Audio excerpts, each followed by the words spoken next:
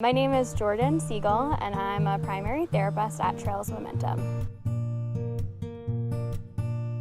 The students I typically work with are struggling with some type of emotional regulation. They either have really fluctuating moods where they feel like they're in a real state of being high and then drop and crash into feeling pretty low, or just feel like they have pretty intense emotions that they have a hard time regulating or managing on their own. Looks like a lot of times in the form of feeling like anxiety or depression. Students I work with also struggle a lot with relationships, or they're struggling in their friendships, feeling like they're having a hard time maintaining friendships or being able to feel close to people, or maybe having a hard time in their family relationships where there's, maybe some conflict, or just having a hard time, understanding each other's perspective.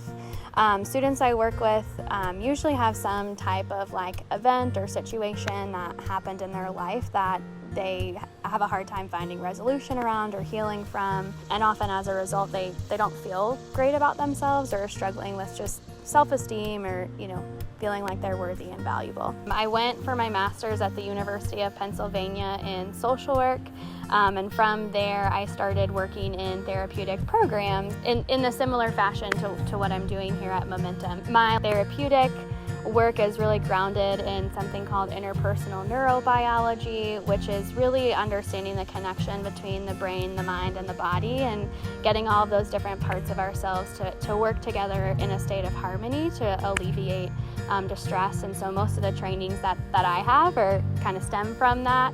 So dyadic developmental psychotherapy, theraplay, and brain spotting. So with my background being in therapeutic boarding schools and residential treatment centers, I'd be working with students sometimes after they would come from a program like Momentum. And being in the Asheville area, you have the opportunity to be exposed to the natural elements and the wilderness and the power of being out there and what it can do for a person. And so I was really drawn to figuring out what it would look like for me to be a part of that.